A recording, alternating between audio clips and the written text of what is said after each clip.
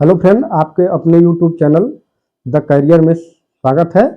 Friend, हम लोग SSC GD के लिए प्रैक्टिस सेट की श्रृंखला चला रहे हैं और उस श्रृंखला में ये हमारा सामान्य ज्ञान का जीएस का ये पहला सेट है। तो आइए देखते हैं इसमें कैसे क्या है। ठीक है, देखते हैं इसमें फ्रेंड मैं आपको पहले बता दूं कि इसमें 20 प्रश्न है और ये 20 प्रश्न मॉडल प्रैक्टिस सेट पर आधारित है। यानी कि विगत परीक्षाओं में इसमें कुछ पूर्व में पूछे गए प्रश्न है और जैसे कि विगत वर्षों में जैसे आता है प्रश्न, उसी आधार पे हमने इस मॉडल प्रैक्टिस सेट को आपके लिए तैयार किया हुआ है। ठीक है, तो आइए देखते हैं कि इसमें क्या है। ठीक है, चलिए हम लोग अपने पहले प्रश्न की ओर चलते हैं। ठीक, देखिए फ्रेंड क्या लिखा है, where is Akbar tomb located, Akbar का मकबरा कहाँ स्थित है। ठीक है, तो फ्रेंड इसमें 4 ऑप्शन दिए गए हैं। पहला ऑप्शन क्या है, सिकंदरा है। दूसरा ऑप्शन क्या है, आगरा। तीसरा फतेहपुर सीकरी और चौथा ऑप्शन क्या है, इलाहाबाद। ठीक है, आप थोड़ा सा आप सोचिए, तब तक मैं कुछ बताता हूँ। थोड़ा सा इलाहाबाद के बारे में बताता हूँ। इलाहाबाद का नाम अब इलाहाबाद नहीं है, क्या हो गया है, प्रयागराज हो गया है। क्या हो गया है फ्रेंड्स, प्रयागराज हो गया है। और मैं आपको बता दूं कि वर्ष 2025 में यहाँ पर पूर्ण महाकुंभ का आयोजन हो रहा है। आप जानते ही हैं, ठीक है, आयोजन हो रहा है पूर्ण महाकुंभ क्या है, पूर्ण महाकुंभ का मतलब यह है कि 112 वर्षों में 12वीं बार है ये, यानी कि 144 वर्ष बाद ऐसा जो है संयोग आया है और 144 वर्षों के बाद आया है, यानी इसलिए इसको पूर्ण महाकुंभ भी कहा जा रहा है। ठीक है, तो इसमें फ्रेंड्स उत्तर डी तो नहीं है। ठीक, अब इसमें उत्तर कौन सा है, इसमें फ्रेंड्स सिकंदरा है। Option number A for Apple क्या है, इसका उत्तर है कि अकबर का मकबरा कहाँ है, सिकंदरा है। अब अकबर का मकबरे से बात उठी है तो थोड़ा सा मैं मकबरों के बारे में बताता हूँ कि देखिए, जैसे जो पूछे जाते हैं, जिनके मकबरे पूछे जाते हैं, बाबर का मकबरा, बाबर का मकबरा काबुल में है फ्रेंड। कहाँ पे है, काबुल में है, अफगानिस्तान की राजधानी है इस समय। और हुमायूं का मकबरा, हुमायूं का मकबरा कहाँ पे है, दिल्ली में है। कहाँ पे है, दिल्ली में है। ठीक है, और जहांगीर का मकबरा कहाँ पे है, लाहौर में स्थित है। लाहौर कहाँ पे है इस समय, पाकिस्तान में है। ठीक है, तो अकबर का मकबरा कहाँ पे है, सिकंदरा में है। सिकंदरा कहाँ है, सिकंदरा ये आगरा में है। आगरा से 5 किमी थोड़ा सा जो शहर है उससे हटकर है सिकंदरा। मैं आपको बता दूं कि सिकंदरा की इस नगर को सिकंदर लोदी ने बसाया था। किसने बसाया, सिकंदर लोदी ने इस नगर को बसाया था। बाद में अकबर ने इसका नाम बहिस्ता रखा। ठीक है, इसका नाम जो है अकबर ने बहिस्ताबाद रखा। ठीक है, बहिस्ताबाद अकबर ने इसका नाम रखा। ठीक है, ये सिकंदरा हो गया। आप जानते हैं कि आगरा में, देखिए मैं आपको इस बात से अवगत करा दूं कि एक केवल एक प्रश्न नहीं होगा, इसमें मैक्सिमम जो है प्रश्नों को मैक्सिमम जो संभावित प्रश्न यहाँ से इस टॉपिक से आ सकते हैं, उन सभी को हम कवर करने का प्रयास करेंगे। ठीक है, तो देखिए अब आगरा के विषय में, आगरा तो आप जानते ही हैं कि आगरा में क्या है, विश्व प्रसिद्ध ताजमहल शाहजहां ने अपनी बेगम मुमताज महल के याद में बनवाया था। और आगरा में एक चीज और आगरा का फेमस है, क्या है, पेड़ा। आगरे का पेड़ा भी फेमस है। ठीक है, तो ताजमहल कहाँ पे है, आगरा में, विश्व प्रसिद्ध है। आप जानते हैं कि विश्व के 7 अजूबों में से एक है। अब देखिए फतेहपुर सीकरी की हम बात कर लेते हैं। फतेहपुर सीकरी, आप बैठा, फतेहपुर सीकरी जो है, यहाँ पे क्या है, बुलंद दरवाजा है। ऐसा विद्वानों का मानना है कि गुजरात विजय के पश्चात, गुजरात विजय के पश्चात किसने बनवाया? अकबर ने, अकबर ने इसका निर्माण करवाया था गुजरात। लेकिन पारसी ब्राउन कहता है, पारसी ब्राउन एक विद्वान है, वो कहता है, क्या कहता है पारसी ब्राउन? पारसी ब्राउन कहता है कि 1601 में ये दक्षिण विजय के उपलक्ष्य में बनाया गया है। किसके विजय के उपलक्ष्य में? दक्षिण विजय के उपलक्ष्य में बनाया गया है। ठीक है, बुलंद दरवाजे का निर्माण किया गया है। इसके अलावा फतेहपुर सीकरी में और क्या क्या चीजें हैं? फतेहपुर सीकरी में स्वर्ण महल है, हाँ स्वर्ण महल या सुनहरा मकान भी कहते हैं, स्वर्ण महल है, जोधाबाई महल है, जोधाबाई महल है ना, मरियम की कोठी है, मरियम की कोठी है, कोठी, और क्या है? बीरबल की कोठी, बीरबल की कोठी। ये सारे जो वास्तुकला है ये सभी क्या है? ये फतेहपुर सीकरी में है। और अकबर के मकबरे की मैं एक विशेषता आपका बताता हूं कि अकबर का जो मकबरा है, ठीक है, ये गुंबद विहीन है। क्या है? गुंबद विहीन है, इसमें गुंबद नहीं है।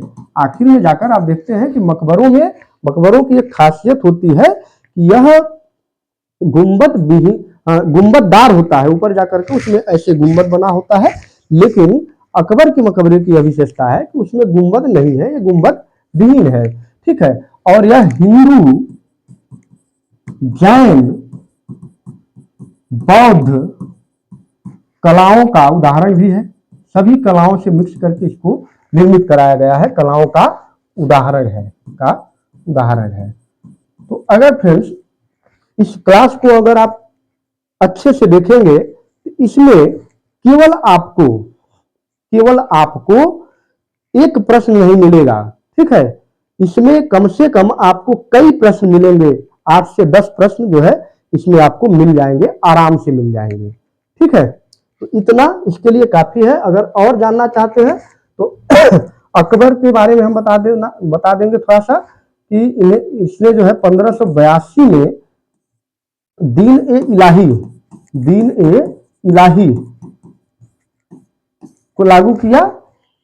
सहिष्णु शासक कहा जाता है अकबर को ना, कि सभी धर्मों के मूल को ये सम्मिलित करके सबसे प्रेम सद्भावना चाहता था कि सब लोग प्रेम पूर्वक रहे, तो उसी के एवज में इसने दीन ए इलाही की जो है स्थापना की थी। ठीक है, आगे बढ़ते हैं।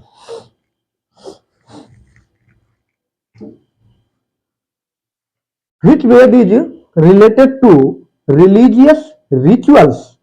कौन सा वेद धार्मिक अनुष्ठानों से संबंध रखता है? ठीक, चलिए तब तक मैं आप थोड़ा सा उत्तर सोचिए, क्या इसमें ऋग्वेद है या यजुर्वेद है या सामवेद है या अथर्ववेद है? तब तक मैं कुछ इसके बारे में बताता हूं। ठीक है, ऋग्वेद सबसे पुराना या प्राचीन कह सकते हैं, पुराना से अच्छा शब्द है, सबसे प्राचीन वेद है ये कौन? ऋग्वेद। ठीक है, सबसे नवीन कौन है? सबसे नवीन नया अथर्ववेद है। ठीक है, देखिए इन तीनों को कौन कौन से? ऋग्वेद, यजुर्वेद, सामवेद, इन तीनों को वेद त्रयी के नाम से जाना जाता है। वेद त्रयी के नाम से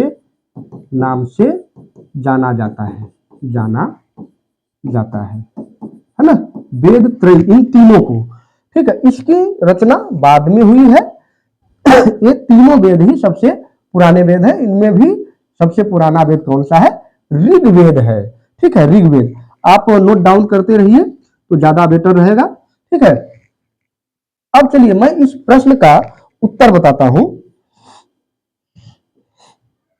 कौन सा वेद धार्मिक अनुष्ठानों से संबंध रखता है? तो वो वेद यजुर्वेद है।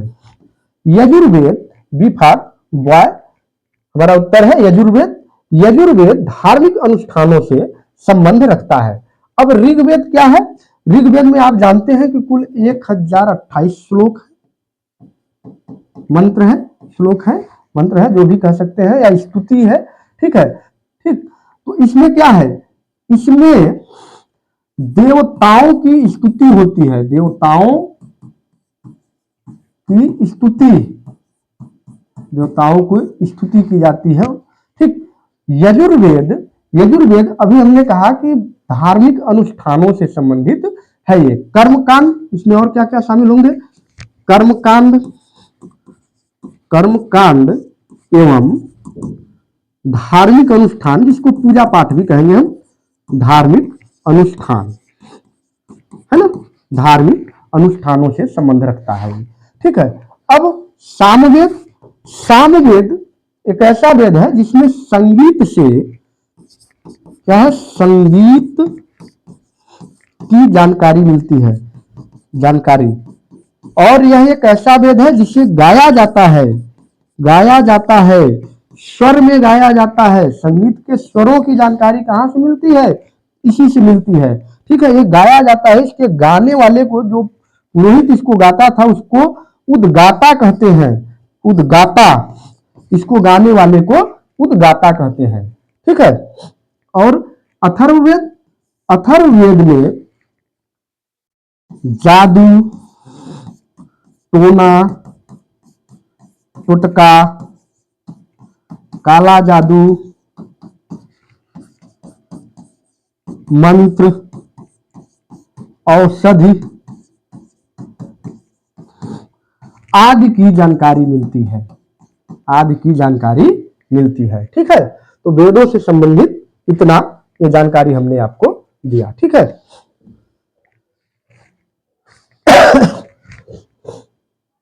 Which of the following agreements aimed at resolving Hindu-Muslim differences? ठीक है, निम्नलिखित में से किस समझौता का लक्ष्य हिंदू मुस्लिम मतभेदों को सुलझाना था? क्या वो लखनऊ समझौता था, या पूना समझौता था, या गांधी इरविन समझौता था, या लाहौर समझौता था? ठीक है। तो कौन सा है, इसमें से आप उत्तर बताइए। फिर इसमें उत्तर है लखनऊ समझौता। ठीक है, ए फॉर एप्पल, लखनऊ समझौता। लखनऊ समझौता के बारे में मैं बताता हूं आपको। यह समझौता 1916 में, लखनऊ सेशन के दौरान 1916 में हुआ, और इसकी अध्यक्षता की थी, इसकी अध्यक्षता किसने की थी? अध्यक्षता अंबिका चरण मजूमदार, मजूमदार। कई बार प्रश्न पूछा गया है कि लखनऊ सेशन का, लखनऊ समझौते में अध्यक्षता किसने की थी? तो किसने किया था? अंबिका चरण मजूमदार ने इस समझौते की, इस सेशन की अध्यक्षता की थी। ठीक है, अंबिका चरण मजूमदार ने। इसमें मुख्य भूमिका किसने निभाया था? मोहम्मद अली जिन्ना, मोहम्मद अली जिन्ना। और किसने? मुस्लिमों की ओर से मोहम्मद अली जिन्ना, और कौन? तिलक, तिलक और एनी बेसेंट, एनी बेसेंट। इनकी भूमिका इसमें महत्वपूर्ण थी। लोगों का मानना था कि यदि भारत को आजादी चाहिए, यदि हमें ब्रिटिश गवर्नमेंट के खिलाफ लड़ना है, तो मुस्लिम और हिंदुओं को एक साथ होकर लड़ना होगा। ठीक है। और उसी के तहत असहयोग आंदोलन में मुस्लिमों का साथ मिला, और जो अली बंधुओं ने जो आंदोलन चलाया था, खिलाफत मूवमेंट, उसमें हमने भी उनका, गांधी जी ने का सहयोग किया। ठीक है, इसी के तहत तो एक लखनऊ समझौता था। ठीक है। अब थोड़ा थोड़ा हम सबके बारे में बताते हैं आपको। पूना समझौता आप जानते हैं। पूना समझौता 24 सितंबर 1932 को यरवदा सेंट्रल जेल में हुई थी। किनके किनके बीच हुई? अंबेडकर, अंबेडकर और गांधी के बीच हुई थी, गांधी के बीच हुई थी। आप जानते हैं क्यों हुई थी? क्योंकि आप जानते हैं कि जो रैमजे मैकडोनाल्ड था, वहां का ब्रिटिश प्रधानमंत्री रैमजे मैकडोनाल्ड, जिसने अध्यक्षता की थी गोलमेज सम्मेलन की, तीनों गोलमेज सम्मेलनों की अध्यक्षता की थी उसने, तो उसने जो कम्युनल अवार्ड की मांग थी, सांप्रदायिक पंचायत इसको कहते हैं, कि केवल वह व्यक्ति, एक समूह वर्ग को, कि वही व्यक्ति वहां पे खड़ा होगा चुनाव में और उसी समुदाय के केवल लोग वोटिंग करेंगे। यह सांप्रदायिक पंचायत जो था, इसकी अनुमति रैमजे मैकडोनाल्ड ने दे दी दलितों को या ऐसे वर्ग को, एक वर्ग को अपने साथ लाने के लिए। ठीक है, इसके खिलाफ गांधी जी पूना जेल में, है ना, गांधी जी ने भूख हड़ताल कर दी। भूख हड़ताल कर दी तो फिर अंबेडकर को झुकना पड़ा और सहमति बनी, दोनों के बीच समझौता हुआ, जिसे हम लोग पूना पैक्ट के नाम से जानते हैं। तो ये किसके खिलाफ था? कम्युनल अवार्ड के खिलाफ, सांप्रदायिक पंचायत के खिलाफ गांधी का ये हड़ताल था। ठीक है, फिर गांधी इरविन समझौता, गांधी इरविन समझौता 5 मार्च 1931 को हुआ था, है ना, 5 मार्च 1931 को। इस समझौते का नतीजा यह रहा कि गांधी को सविनय अवज्ञा आंदोलन, सविनय अवज्ञा आंदोलन, अवज्ञा आंदोलन वापस लेना पड़ा, वापस लेना पड़ा। जो नमक के दौरान उन्होंने चलाया था उसको इनको वापस लेना पड़ा, है ना, सविनय अवज्ञा आंदोलन वापस लेना पड़ा। और द्वितीय गोलमेज सम्मेलन में, द्वितीय गोलमेज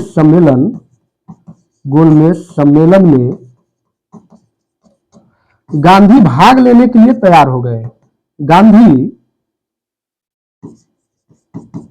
भाग लेने के लिए तैयार हो गए, है ना, द्वितीय गोलमेज सम्मेलन में गांधी भाग लेने के लिए तैयार हो गए। और क्या करना पड़ा? सविनय अवज्ञा आंदोलन को समाप्त करना पड़ा। लाहौर समझौता, लाहौर सेशन आप जानते हैं, पूर्ण स्वराज की मांग 1929, जवाहरलाल नेहरू इसकी अध्यक्षता कर रहे हैं। और यहीं पे क्या हो रहा है? पूर्ण स्वराज की मांग हो रही है, पूर्ण स्वराज की मांग हो रही है ना, पूर्ण स्वराज की मांग हो रही है। फिर लाहौर समझौता बाद में 1999 में भी अटल बिहारी वाजपेयी है, समझौता एक्सप्रेस चल रहा है। ठीक है, तो एक यहां भी समझौता होता है, किसके साथ? पाकिस्तान के साथ। तब पाकिस्तान हो चुका था। ठीक है, चलिए, शिव गुफा कहां स्थित है? अजंता की गुफाओं में, एलोरा की गुफाओं में, एलिफेंटा की गुफाओं में, या फिर बादामी की गुफाओं में। ठीक है, इसमें जो उत्तर है फ्रेंड्स वो कौन सा है? बी है, एलोरा की गुफाओं में। विश्व प्रसिद्ध जो शिव गुफा है वो कहां पे है? एलोरा केव्स में है। ठीक है, एलोरा केव्स में है। अजंता की गुफाएं, ये देखिए तीनों ये गुफाएं जो है, अजंता की गुफा, एलोरा की गुफा, एलिफेंटा की गुफा, ये दोनों ये कहां पे है? महाराष्ट्र में है, महाराष्ट्र में है। अजंता की भी और इसकी भी, ये भी एलिफेंटा की भी महाराष्ट्र में ही है, थोड़ा सा हटकर है, लेकिन है ये भी महाराष्ट्र में है। ये भी एलिफेंटा की गुफा। बादामी की गुफा, बादामी की गुफा कहां पे है? कर्नाटक में, कर्नाटक में है ना। देखिए, अजंता की गुफा बौद्ध कलाकृतियों के लिए प्रसिद्ध है, बौद्ध कला कृतियों के लिए प्रसिद्ध है। अब ऐसा नहीं है कि केवल बौद्ध ही के लिए प्रसिद्ध है, इसमें हिंदू भी सम्मिलित है, लेकिन कुछ मात्रा में, और कुछ एकाध शायद जैन का भी मिला हुआ है। एलोरा गुफा हिंदू के लिए प्रसिद्ध है, लेकिन साथ ही साथ बौद्ध और जैन से संबंधित भी इसमें गुफाएं मिली है उनकी कलाकृतियों से संबंधित भी इसमें मिली हुई है गुफाएं। ठीक है, एलिफेंटा गुफाएं हिंदू मंदिरों के लिए प्रसिद्ध है, हिंदू कलाकृतियों के लिए, कलाकृति के लिए प्रसिद्ध है, कलाकृति और जैन कलाकृति के लिए प्रसिद्ध है एलिफेंटा की गुफाएं। ठीक है, एलोरा की गुफा जो है, जहां पे शिव गुफा है, शिव मंदिर, शिव मंदिर, शिव मंदिर, या इसको कहते हैं, क्या कहते हैं इसको, कैलाश मंदिर, कैलाश मंदिर। इसका निर्माण किसने कराया? इसका निर्माण कराया राष्ट्रकूट शासक, राष्ट्रकूट शासक, उसका नाम क्या है? कृष्ण प्रथम। कृष्ण प्रथम ने इसका निर्माण करा था, किसका? उस कैलाश मंदिर का। ठीक है, और मध्य प्रदेश में भी कुछ गुफाएं हैं, जैसे खजुराहो की गुफा, खजुराहो की मंदिर, खजुराहो की मंदिर, और क्या, बाघ गुफाएं, बाघ गुफाएं, ये कहां पे है? ये दोनों जो है मध्य प्रदेश में है। कहां पे है? मध्य प्रदेश में है। और एक फेमस चीज है मध्य प्रदेश में, क्या है? सांची का स्तूप, सांची का स्तूप भी कहां पे है? मध्य प्रदेश में है। ठीक है, तो ये इस प्रश्न से इतनी सारी जानकारी हमने आपको दी। ठीक है, आगे चलते हैं। उत्तर प्रदेश के संसदीय सीटों की संख्या, राज्यसभा, देखिए the number of parliamentary seats Rajya Sabha of Uttar Pradesh is, Rajya Sabha की सीटें उत्तर प्रदेश में कुल मिलाकर कितनी हैं? ठीक है, क्या 12 है, क्या 16 है, क्या 18 है, क्या 31 है? आप उत्तर दीजिए। ठीक है, तब तक मैं आपको थोड़ी सी राज्यसभा की जानकारी देता हूं। भारतीय संविधान की, भारतीय संविधान की अनुच्छेद यानी आर्टिकल 80 में, 80 में राज्यसभा, राज्य सभा का उल्लेख है। राज्यसभा का विवरण पूरा उपलब्ध होता है, जिसमें कहा गया है कि राज्यसभा में, राज्यसभा में अधिकतम सीट, अधिकतम सीट 250 होगी, है ना? वर्तमान समय में कितनी है? वर्तमान में 245 है। अच्छा, इन 250 में यह भी कहा गया है कि 12 सदस्य, 12 सदस्य राष्ट्रपति द्वारा, राष्ट्रपति द्वारा मनोनीत किए जाएंगे, मनोनीत किए जाएंगे, जो कुछ वर्ग से आएंगे। कौन कौन से वर्ग से आएंगे? देखिए, जिसमें अनुभव हो, कला, साहित्य, कला हो गया, साहित्य हो गया, सामाजिक क्षेत्र हो गया, सामाजिक क्षेत्र हो गया। ठीक है, इनसे आएंगे। और क्या चीजें हैं राज्यसभा से संबंधित? और चीजें ये है कि इसके 1/3 सदस्य, 1/3 सदस्य, 3 सदस्य प्रत्येक 2 वर्ष में, प्रत्येक 2 वर्ष में सेवानिवृत्त हो जाएंगे, सेवानिवृत्त होंगे। इसका मतलब क्या हुआ कि ये कभी न समाप्त होने वाली संस्था है, इसीलिए राज्यसभा को कभी भंग नहीं किया जा सकता है। क्या है? राज्यसभा को भंग नहीं किया जा सकता है, भंग नहीं किया जा सकता है, सकता है। और क्या चीज? राज्यसभा का पदेन सभापति राज्यसभा का सभापति, पदेन सभापति कौन होता है? भारत का उपराष्ट्रपति, उपराष्ट्रपति होता है। अच्छा, इसकी सदस्य के लिए, इसकी सदस्यता के लिए अधिकतम आयु क्या होगी? अधिकतम आयु 30 वर्ष, सॉरी अधिकतम नहीं, न्यूनतम न्यूनतम आयु क्या होगी? 30 वर्ष होगी। ठीक है, 30 वर्ष का व्यक्ति जो होगा वही लड़ पाएगा। तो इसमें क्या है कि 12 सदस्य जो है वो मनोनीत है, बाकी जो 235 सदस्य हैं वो राज्य संघों और राज्यों से है, राज्यों से चुनकर आए हुए सदस्य हैं। ठीक है, अब क्या पूछा जा रहा है कि उत्तर प्रदेश के संसदीय सीटों, मतलब राज्यसभा की कितनी सीटें हैं? तो उत्तर प्रदेश में सर्वाधिक सीट है, कौन सी?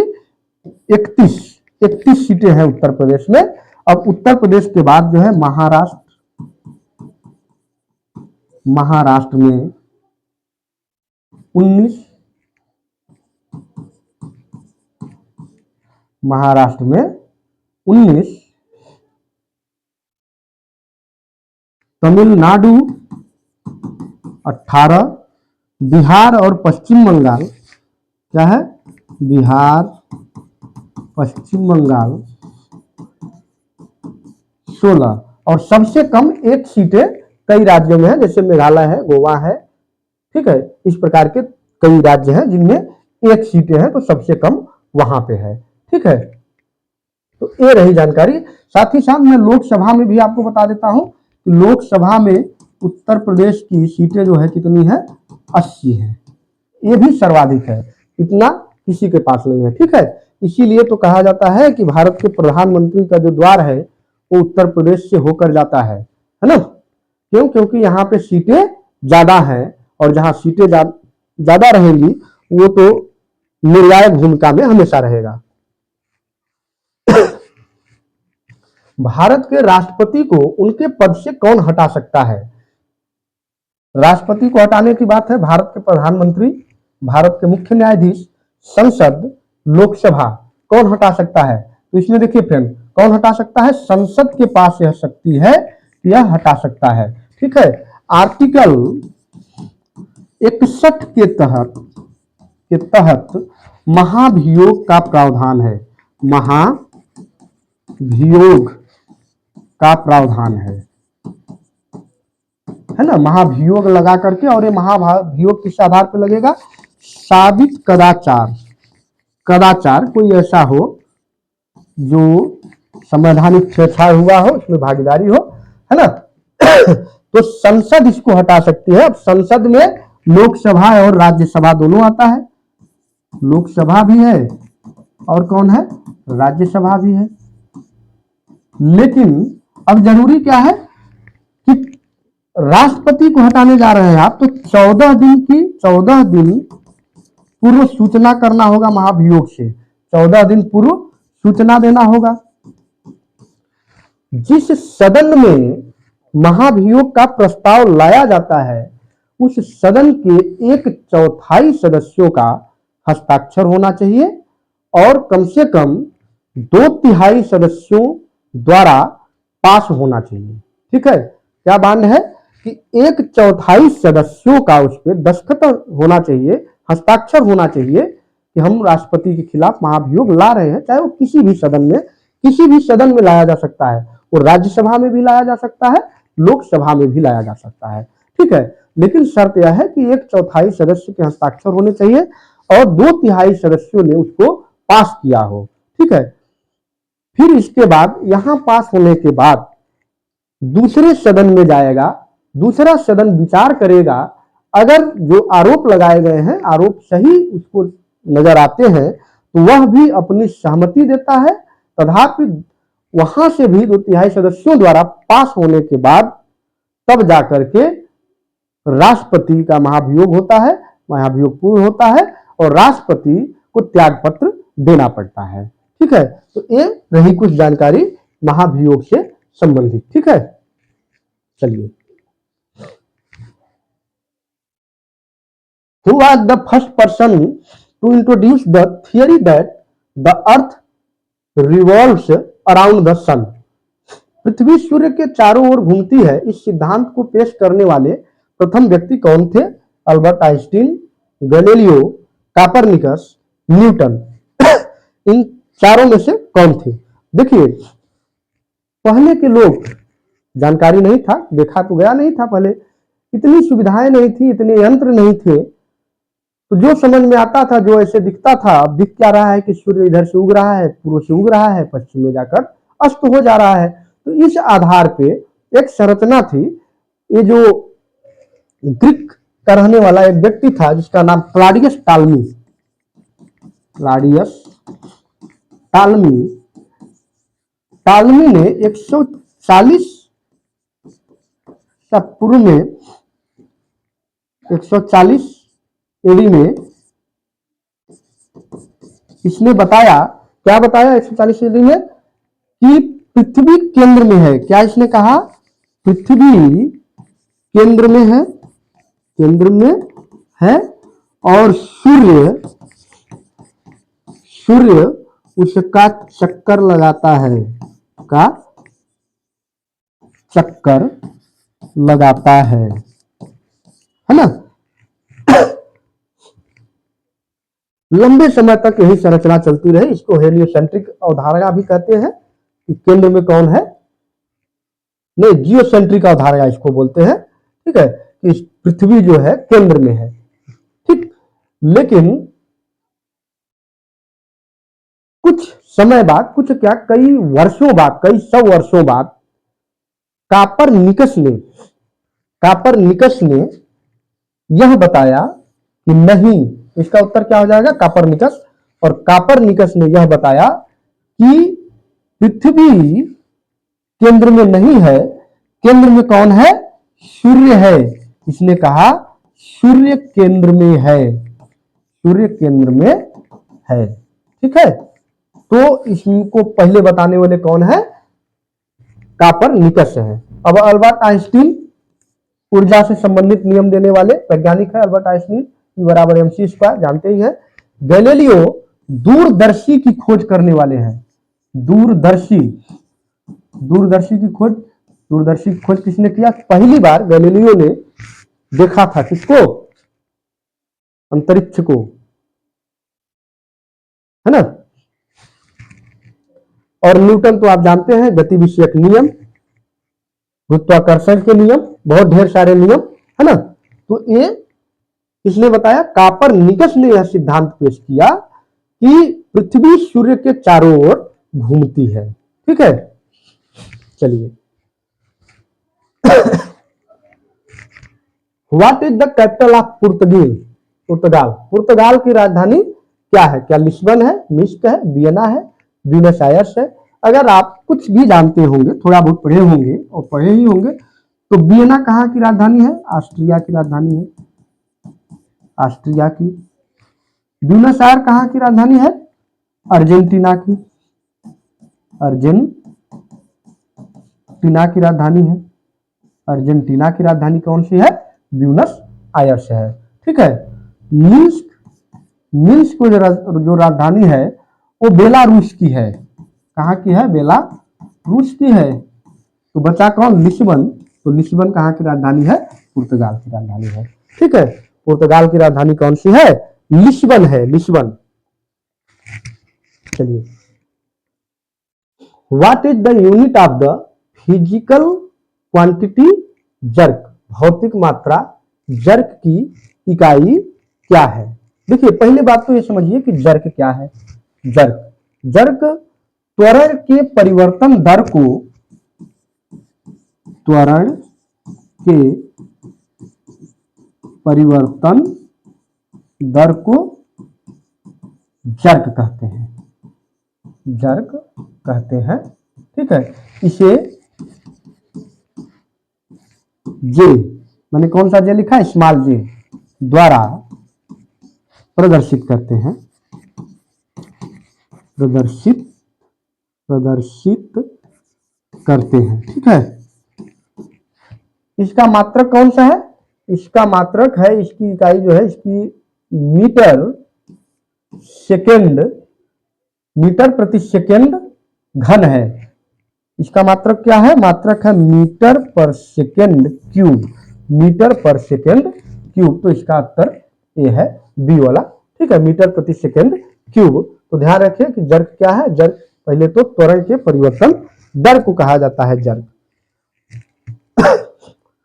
एपी राज्य ऊर्जा संरक्षण 2024 में RINL ने कौन सा पुरस्कार जीता? पहली बात तो RINL ये जो है ये विशाखापत्तनम, आंध्र प्रदेश के Visakhapatnam steel plants,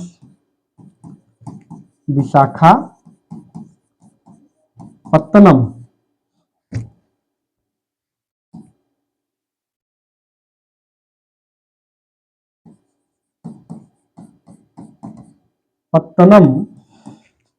steel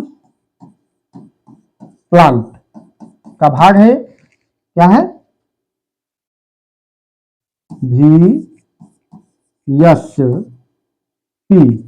VSP का ये भाग है। ठीक है, VSSP। ठीक,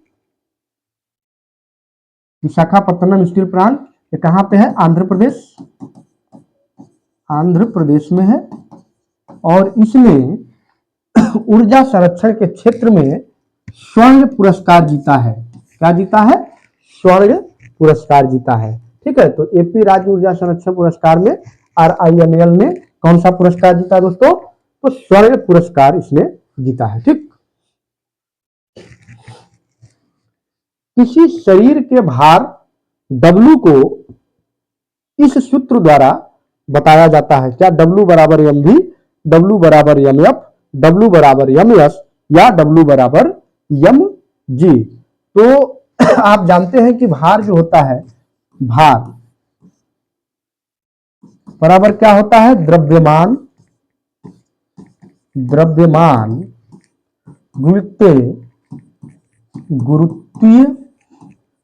त्वरण, यही होता है गुरुत्वीय त्वरण। तो W हो गया ये, द्रव्यमान को किससे प्रतिस्थापित करते हैं? यम से, स्मॉल यम, और गुरुत्वीय त्वरण AM हो गया, ये हो गया G।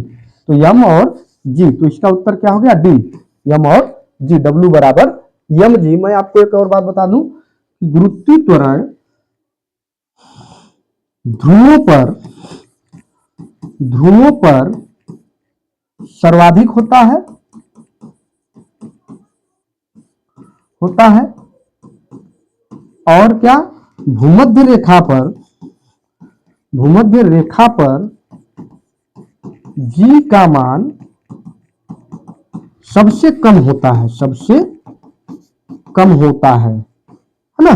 जैसे जैसे आप भूमध्य रेखा से ध्रुवों की ओर बढ़ते जाएंगे, वहां पर जो G है उसका मान जो है घटता जाएगा। ठीक है, उसका मान क्या होगा? उसका मान फ्रेंड्स घटता जाएगा। ठीक है, नेक्स्ट क्वेश्चन।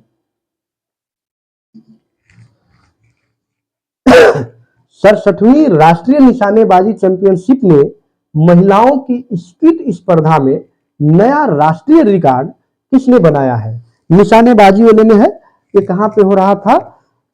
दिल्ली के doctor Karni Singh shooting range में आयोजित था। दिल्ली के doctor Karni Singh shooting range में ये प्रतियोगिता आयोजित की गई थी। और इसमें रायजा ढिल्लो ने सर्वाधिक रिकॉर्ड बनाते हुए 122 का स्कोर किया। 122 का स्कोर इन्होंने किया। जो पूर्ववत स्कोर था सिमरनप्रीत कौर जोहल का, सिमरनप्रीत कौर जोहल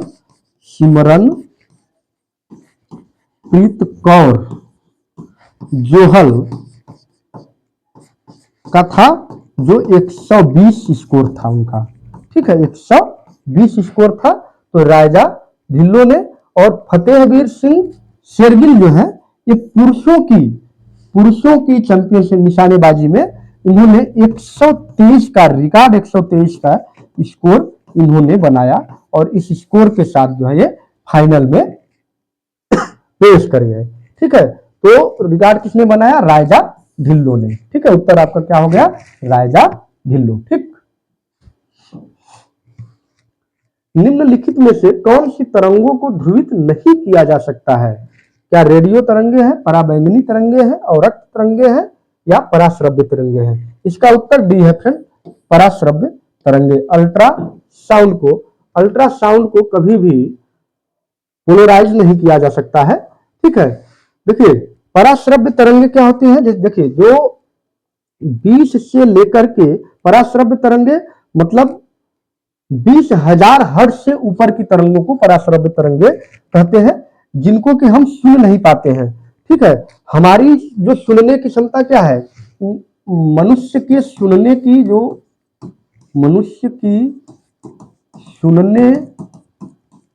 योग्य तरंग क्या है?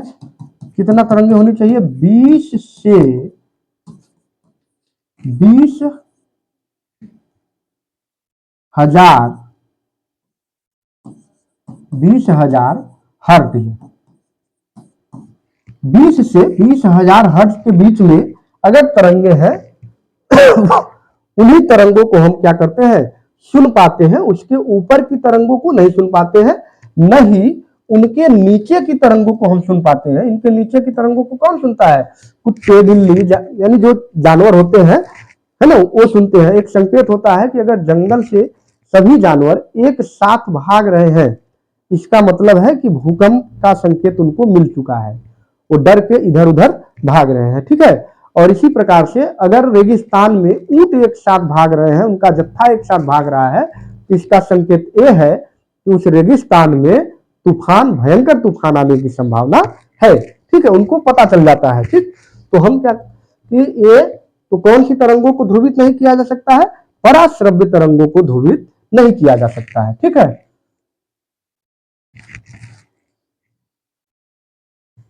निम्नलिखित तत्वों में से किसका सबसे कम गलनांक है? Which are the following element has the lowest melting point? Melting point, ठीक है, गलनांक, मेल्टिंग पॉइंट क्या होता है? वह निश्चित तापमान जिस तापमान पर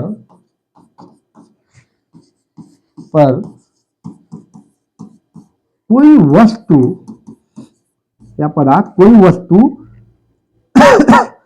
पिघलने लगती है,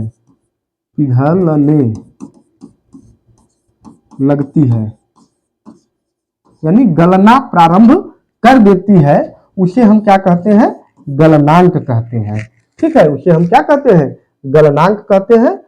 और इसमें सबसे ज्यादा गलनांक, सबसे कम गलनांक किसका है? जेनॉन का है, जेनॉन का। ठीक है, इसका टेम्परेचर होता है 111.75 डिग्री सेल्सियस, लेकिन माइनस में।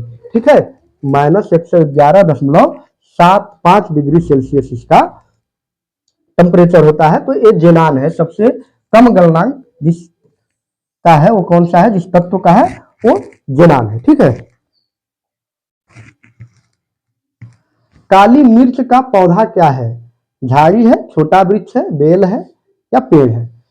काली मिर्च का पौधा, देखिए झाड़ी क्या होता है? जो कांटेदार होते हैं और झकड़े टाइप के होते हैं, उनको हम झाड़ी के नाम से कहते हैं।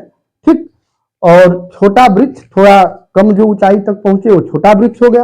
और वृक्ष तो सबसे बड़े बड़े जो पौधे हो जाते हैं, जैसे बरगद हो गया, ये सब क्या है? वृक्ष है। लेकिन बेल क्या है?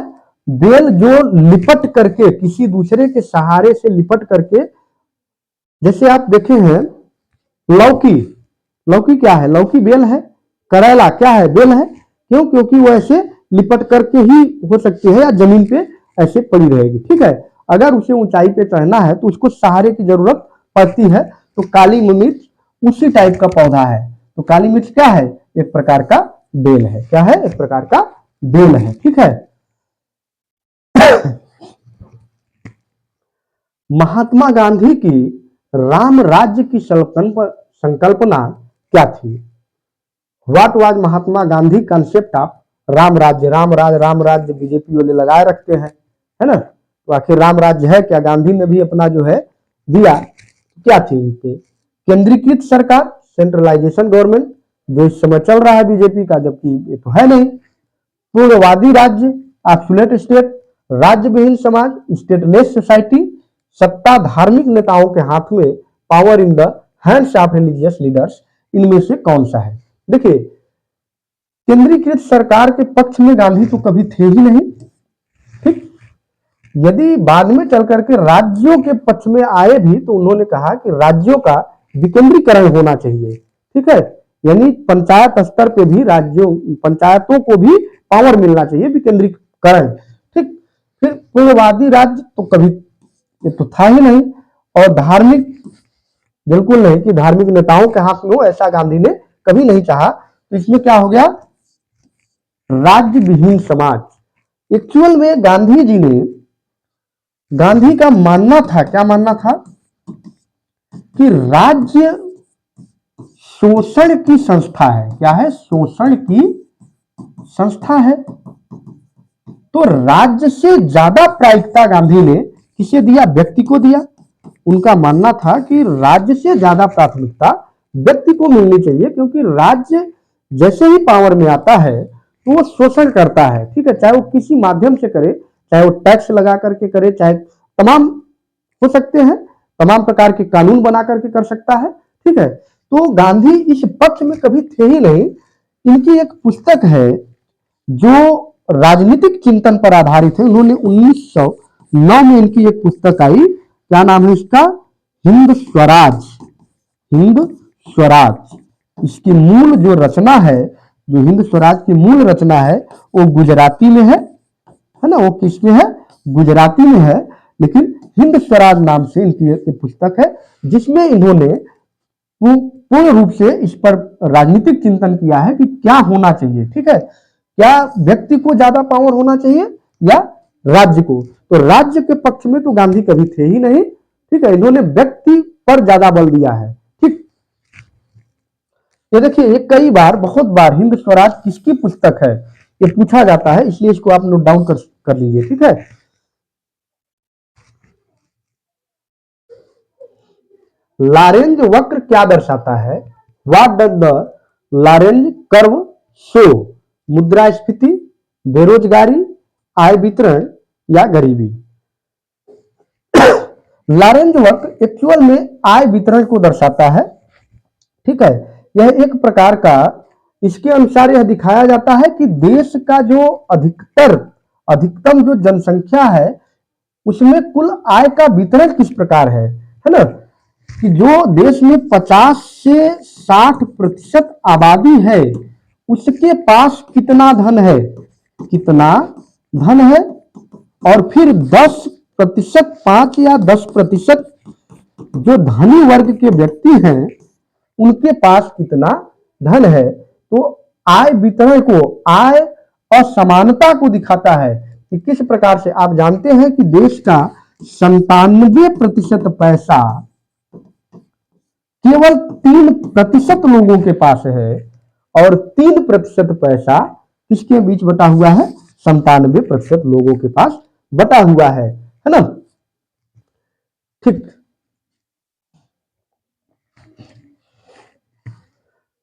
Where has India first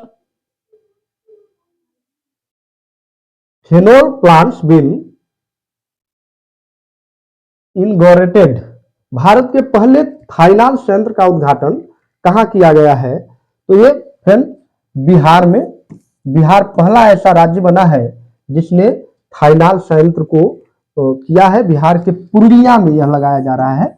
Bihar के पुरुलिया में 105 करोड़ की संपत्ति लगा करके जो है इसको बनाया जा रहा है। तो ये कहां पे है फ्रेंड? थाइनाल संयंत्र का उद्घाटन किस राज्य ने सबसे पहले किया? तो बिहार है। और बिहार में अगर आपसे पूछ ले कि कहां पर है तो उसमें जो है, कुछ लोग आप बिहार टीचर के लिए भी तैयारी कर रहे होंगे तो उसमें बिहार से संबंधित पूछेगा, बिहार स्पेशल में, ठीक है। तो वहां पे आपको क्या बताना है?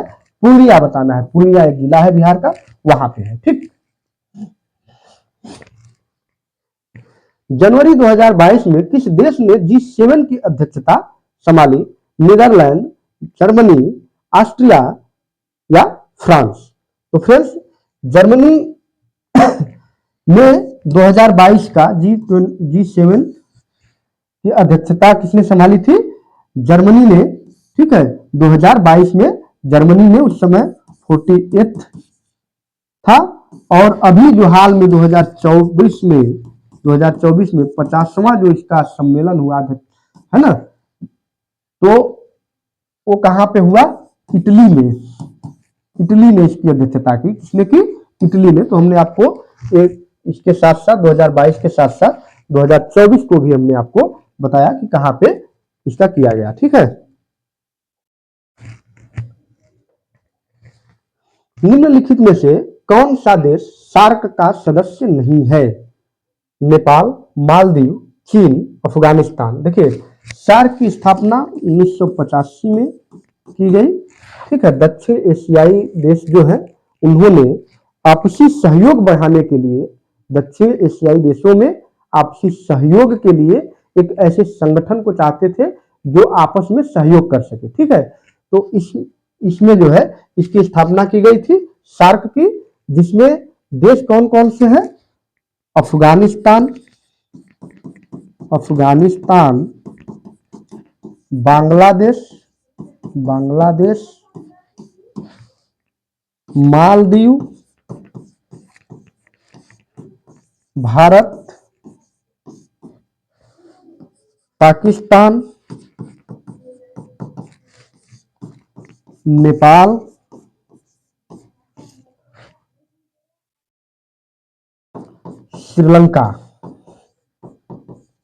श्रीलंका। ठीक है, ये इसके सदस्य देश हैं। क्या है? सदस्य देश हैं इसके। ठीक है, इसमें चीन कहीं नहीं आया है, तो इसका उत्तर कौन सा है? चीन। ठीक है, तो सार्क का सदस्य कौन सा देश नहीं है? चीन है।